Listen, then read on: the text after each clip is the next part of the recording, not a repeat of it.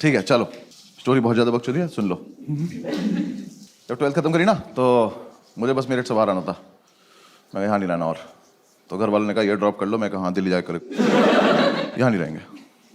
तो दिल्ली आ गए, KMC में एडमिशन भी हो गया। तो सैम आया था मेरे एक दोस्त मेरिट से मेरे साथ, वो भी KMC में। हम दोनों ने एक PG में रूम ले लिया। काफ़ी आलीशान रूम था, 2 सिंगल बेड थे, अलमारी के नाम पे एक माचिस की डब्बी लगी थी दीवार में।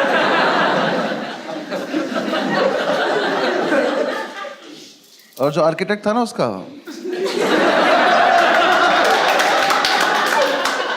वो थोड़ा नशे में था। उसने 2 दरवाजे बनाए थे, एक दरवाजा सड़क पे ही खुलता था, तो अगर कभी जाने अनजाने में खोल दो तो स्कूटी में लग जाता था किसी की। आदमी बढ़िया जा रहा, भाग जाया था, गिर गया, किसी ने दरवाजा खोल दिया। तो हम उसे ज़्यादातर बंद ही रखते थे क्योंकि हम भी नशे में रहते थे। तो उस कमरे में एक तरफ हम चाय बनाते थे, तो उधर एक बार चाय गिर गई थी, तो उसके ऊपर अखबार बिछा दिया था। तो अब जो हेडलाइन थी वो चिपक गई थी। तो न्यूज़ के नाम पे हम रोज ये पढ़ते थे कि गाजियाबाद में सरेआम कत्ल हुआ है। और हम रोज वहां से निकलते कहते गाजियाबाद में बहुत कत्ल हो रहे हैं यार।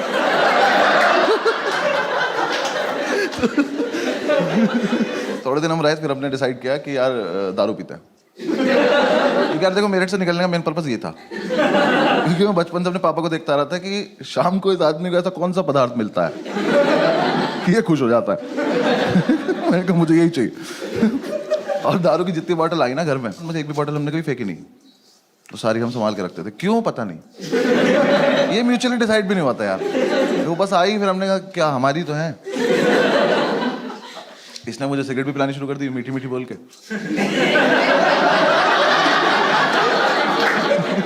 भाई पी के देख मीठी मीठी लगेगी। मैं कहते पी के देखी, मुझे लगी भी। मैंने कहा सही है। जितने लोग स्मोक करते हैं उन्हें पता होगा कि छोटी गोल्ड में से ना धुआं बहुत आता है। जो नहीं करते मैं बता रहा हूँ आप, हाँ ऐसे गूगल मत करने लग जाना, आता है वो। पता नहीं उसके हाथ कुछ बीमारी है, वो पुरानी सिगरेट कभी खींच लेती है, पता नहीं क्या उसके साथ। तो ना कमरे में धुएं से बादल बना के और बस उसे बैठ के देखता रहता था। मैं पूछता था क्या कर रहा है, कह रहा भाई देख उसमें कुछ दिख रहा है। मैं क्या दिख रहा है, कह रहा देख एक कुत्ता दिख रहा है। तो मैं देखता, मैंने कहा हाँ दिख तो रहा है। फिर हम दूसरा बादल बनाते थे, फिर हम दोनों कुत्तों की लड़ाई कराते थे। तो ठीक चल रहा था हमारा, फुल ऑन एंटरटेनमेंट चल रहा था। फिर एक दिन हमने ऐसे डिसाइड करा कि आओ थोड़ी बहुत सफाई वफाई कर लेते हैं। हम निकले घर से कि थोड़ा सामान वामान लेके आते हैं। बादल बना के, कमरा बंद करके, ताला लगा के हम लोग गए। पास की एक दुकान थी, वहाँ जाके हम भूल गए हम क्यों आए थे, सिगरेट पीने लगे।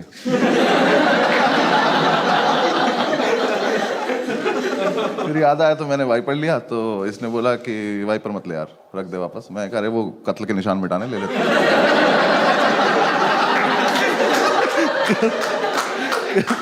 कह रहा कि नहीं कोई जरूरत नहीं है, मैं कर लूंगा अपने आप। मैं कहा अच्छा ठीक है। तो हमने बेसिकली हम कुछ लेने गए थे, बिना लिए थोड़ी देर में घूम घाम के वापस आ गए। तो हमारे यहाँ गैलरी थी, यहाँ वॉशरूम था, रूम से काफी दूर। आर्किटेक्ट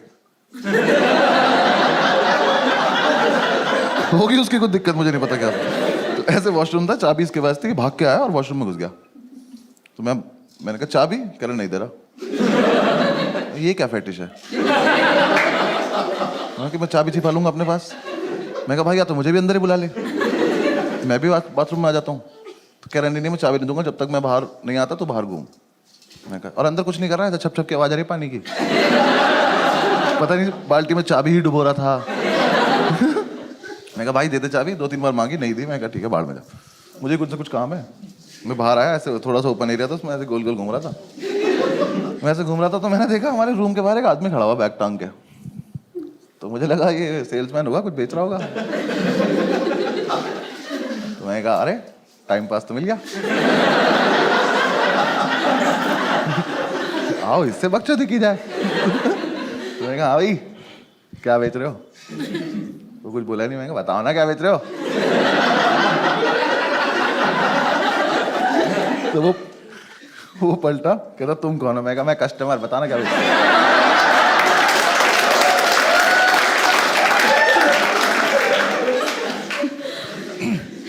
कह रहा मैं सैम का फादर हूं।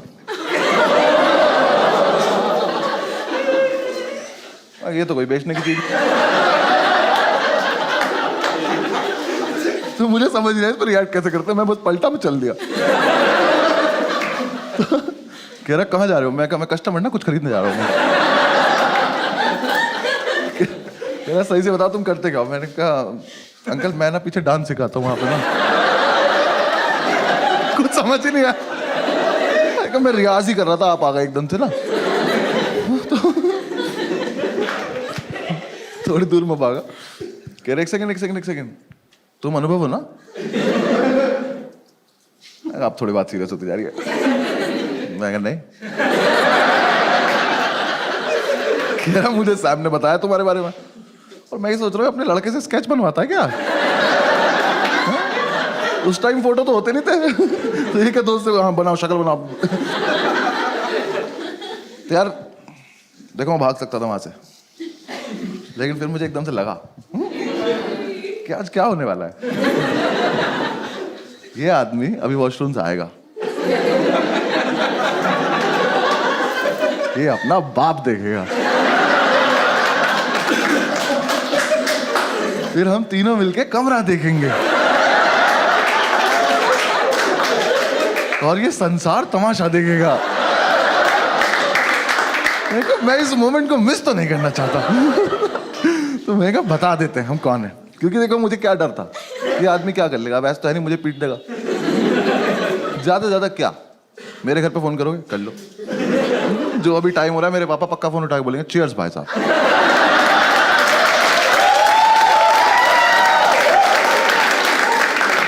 मुझे कोई लोड नहीं था, मैंने पूरी कैलकुलेशन की अपने दिमाग में। मैं कहा बता देते हैं। मैंने कहा हाँ अंकल मैं अनुभवी हूँ, मैं तो ऐसे ही मतलब थोड़ा मजाक कर रहा था आपसे। तो उसका मुंह देखे बोलना नहीं चाहिए था कि उससे मजाक कर रहा था मैं। भाई बिल्कुल बाप, हाँ जो मेरे पापा ना पापा है, ये बाप कहते हैं। वो लड़के नहीं तो बचपन से बाप बनना चाहते हैं कि स्माइल नहीं करेंगे वरना औलाद पैसे मांग लेगी। इतना सीरियस है तो खड़ा मैं कहा ठीक है अंकल मतलब मैं ही हूँ, आप बताओ कैसे हो आप? कह रहे सैम कहाँ है? हो गया शुरू। मैंने कहा अंकल यहीं पे है, ये रहा यहाँ पे वॉशरूम है, वॉशरूम में। कह रहा बुलाओ उसको। मैं कहा भी बुलाते हैं। मैं गया, मैंने जाके गिर दिया। मैंने कहा बैठी आपके फादर आए हैं।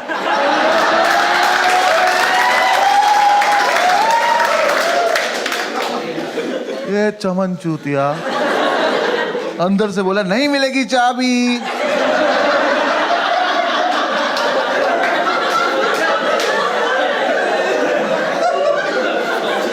कहा बैठी रख लो चाबी, आपके पापा आए हैं। तो अंदर से कह रहा मेरे डैड जी क्यों आएंगे? वो तो यही आदमी बता पाएगा। मैंने कहा भाई यहाँ एक शख्स है जो क्लेम कर रहा है कि वो आपके पापा है, तो अब ये कंफर्म करने के लिए आप ही को आना पड़ेगा, क्योंकि मेरे पास कोई टेक्नोलॉजी नहीं है। इसको समझ ही नहीं आ रही है बात। इसको लग रहा है मैं चाबी लेने के लिए अलग अलग बहाने बना रहा हूँ। तो अपनी जोन में खुश है। और ये कॉमर्स का था ना, तो ये नया नया कूल बना था दिल्ली।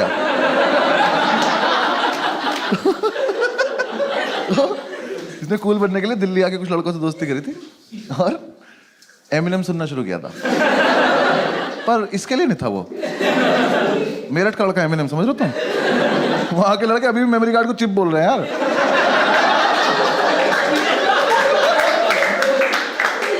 तो मैंने से फिर से बोला, मैंने कहा बाडी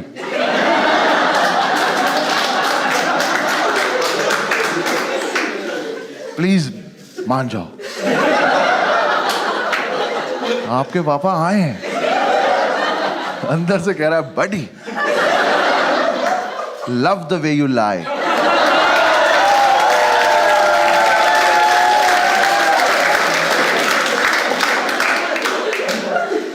नहीं नहीं नहीं, अपने पापा कसम नॉट लाइंग।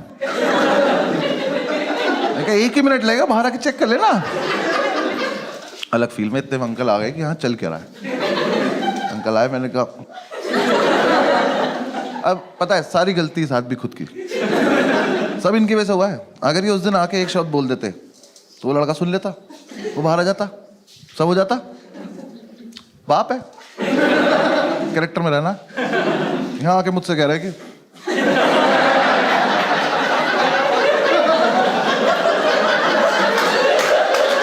मैं बहन मम्मी मुझसे क्यों बोल रहा हूँ? ये तो रहा लड़का अंदर तुम्हारा। हाँ, बोल दो ना। नहीं कुछ खड़ा है मैं शांति से। मैंने कहा आ गए।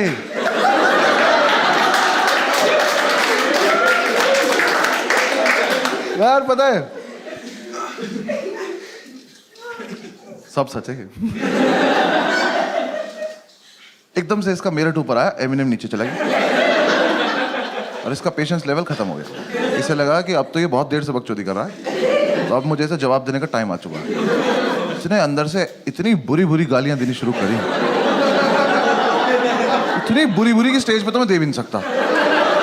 ऐसे गालियों का लूप चला और मैं सोच रहा हूँ ये वाली तो बहुत एस्केलेट कर दिया यार तूने। और ऐसे चला चला चला चला चला और एकदम से एक लाइन आई, और तुझे पता है मेरा बाप कितना बड़ा चूतिया है।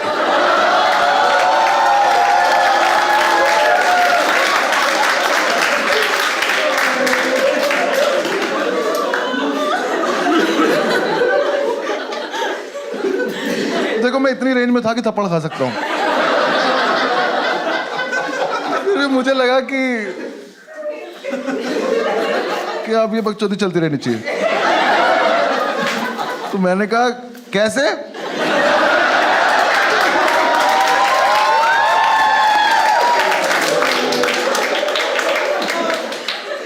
तो कह रहा पता नहीं क्यों आता है दिल्ली, और जब भी आता है एक आलू भुजिया का पैकेट और 4 लड्डू लेके आ जाता है। फिर मेट्रो स्टेशन से फोन करता है, मुझे मेट्रो स्टेशन जाना पड़ता है। कह रहा ये नहीं कभी मैं दारू ले आया।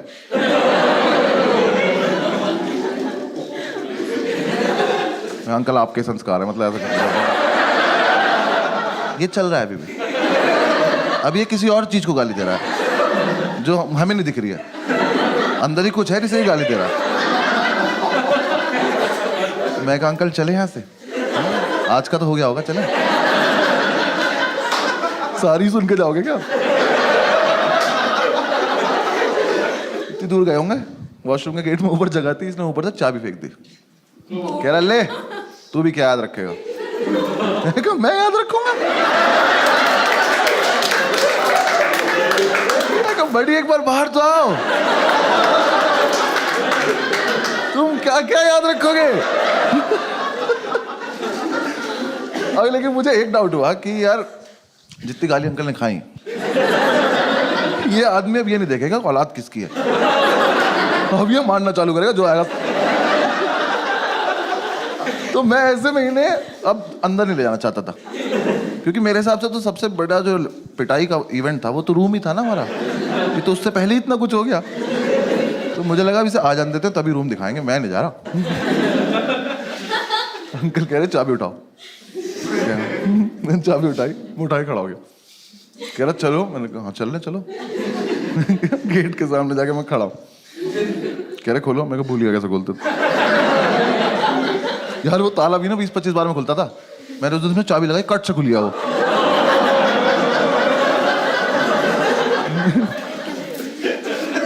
ऊपर वाला तो साथ नहीं दे रहा आज।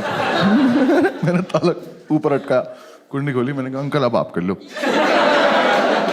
अंकल ने गेट खोला, पहले तो बादल आए, वो 2 जर्मन शेफर्ड अंकल के ऊपर से गए। वो आदमी स्मोक नहीं करता, कह रहा ये क्या था? मैंने कहा कुछ नहीं। अंदर आओ, अभी तो बिजली भी कड़क रही है, आ जाओ। अंकल अंदर घुसे, सामने एक चेयर पड़ी थी, उस पर कपड़े पड़े थे, मैंने कपड़े हटाए, मैंने कहा अंकल यहाँ बैठ जाओ, बस बैठ रहो। बाप लाइट जलाओ, मैंने कहा लाइट नहीं आ रही। वो पुराना वाला स्विच बोर्ड लगा हुआ था, उस पर वो इंडिकेटर नहीं लगा रहता था, तो वो जल रहा था। तो कह रहा वो तो जल रहा है, मैं कहा ये इन्वर्टर जल रहा है, छोटा इन्वर्टर इतना ही लोड ले पाता।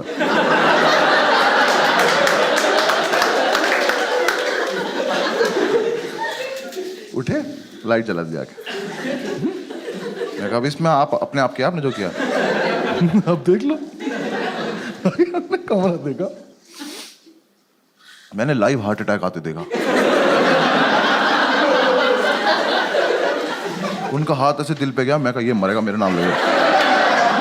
मैंने कहा मना करा था ना मैं। बैठ जाओ। तो उन्होंने सारी बोतल देखी। तो पहले तो नहीं ये समझ में नहीं आया कि शराब पीते हैं कबाड़ी काम करते हैं।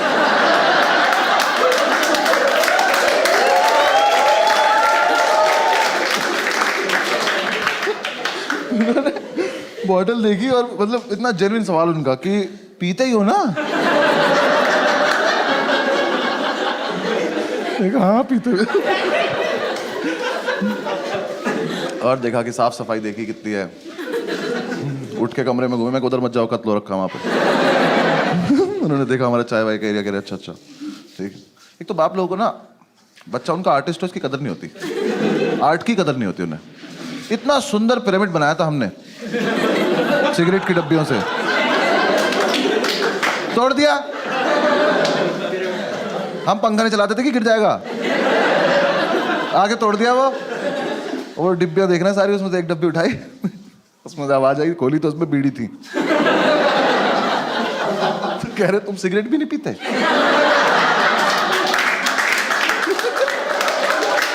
नहीं अंकल पीते हैं, ये रात को 2 बजे का इमरजेंसी वाला है। वैसे भी बहुत पैसे बेचते हो ना आप। भाई वो कैरेक्टर आदमी थे यार वो। सैम उनसे पैसे मांगता था ना कि ये वाली 2 बुक्स चाहिए, पैसे दे दो, तो वही वाली 2 बुक भेज देते थे।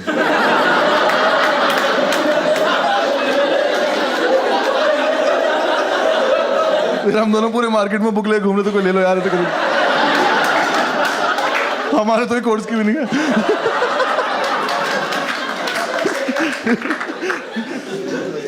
अंकल ने देखा पूरा माहौल वाल, बैठ गए। अब वेट चल रहा है। मैं अंकल चाय पियो, कह रहा चाय पी तो तुम लोग। मैं बकचोदी करने की जरूरत, टॉन्ट मत मारो, पी नहीं है तो बता। मैं बहुत देर से वेट कर रहा हूँ, यहाँ पिटाई नहीं हो रही है। भाई इतने में हमारे सैबिनम साहब, देखो इस लड़के को बिल्कुल नहीं पता है बाहर क्या हो रहा है, इसकी दुनिया कहीं और है। ये वॉशरूम से निकला, इसका ऐसे हाथ निकला, ये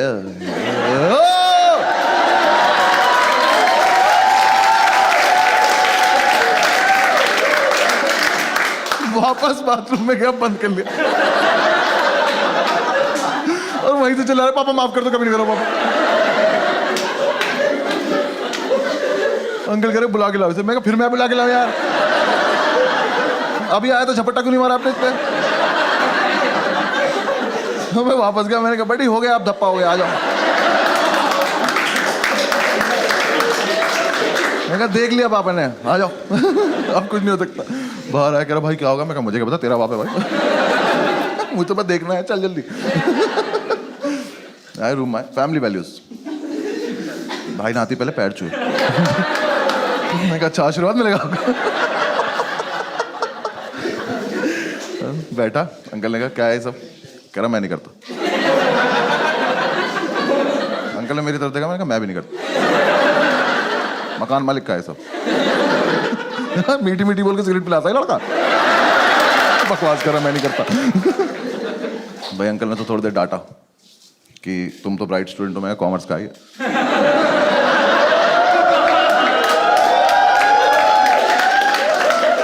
कह रहे बेटा ये सब करने की क्या जरूरत है, फलान ठिकाना, वो डांटे। मैं कहा अब मारेंगे, अब मारेंगे, कुछ नहीं।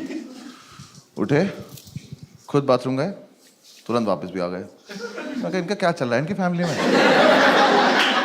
इन लोगों को सीधा सीधा टारगेट दिख क्यों नहीं रहा अपना? सामने मारो पैंच की तरह। फिर वो आप बताए, फिर उससे बातें कर रहे हैं कि तुमने मतलब क्यों किया होगा ये, बेटा गलत चीजें हैं। और मेरी तरफ देख के कह रहे हैं लड़कों के साथ रहना छोड़ दो। मैं कहा छोड़ देना, अभी मुझे वो दिखा दो जो देखने के लिए बैठा हूँ। कुछ नहीं, मैं ऐसे घूम रहा, मैंने अंकल का बैग देखा तो उसमें 1 आलू भुजिया रखी, 4 लड्डू रखे। मैं कहा आज तो नहीं निकालेंगे, आज तो इसे वापस ले जाएंगे। आज तो बात कर रहे हैं उससे, करते करते उन्होंने आलू भुजिया निकाल दी। मैं कह अरे यार कहते ही शर्म नहीं आ रही, अभी गाली खाई है। आलू मुझे रख दी, 4 लड्डू रख दिए। कह रहे बेटा सुनो, ये सब बिल्कुल बंद कर दो और वीकेंड पे मेरे उठाओ, तुमसे बात करता हूँ। बैग उठाया और चल दिए। ये क्या टाइम वेस्ट हुआ मेरा? ये तो मतलब इतने कैरेक्टर में थे क्यों आप, अगर आपको इतना ही इजी काम नहीं आता तो? भाई वो चले गए। मैं कहा ये क्या हुआ है यार, तेरे पापा तुझे मारते नहीं है? कह रहा भाई मेरे पापा तो मुझे वाइपर से मारते हैं।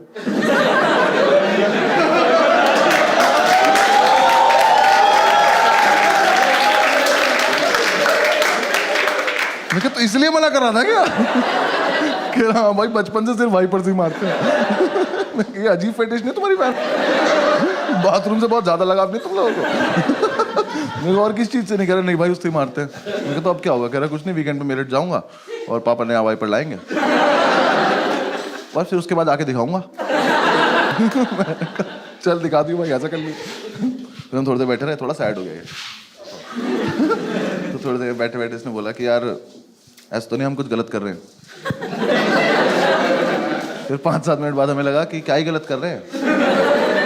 फिर 5-7 मिनट बाद हमें लगा क्या ही होता है गलत।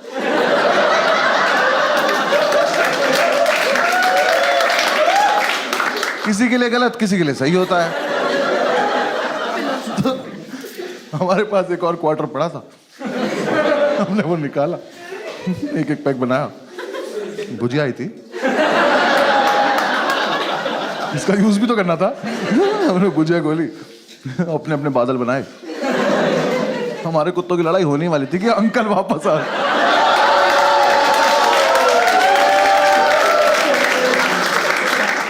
भाई वो दुकान से वाइपर लेने गया था, उन्हें स्वीटी नाम के वाइपर से जो सूता है ना उसको तो घुमा घुमा। अंकल देखे मेरे, uncle love the way you lie.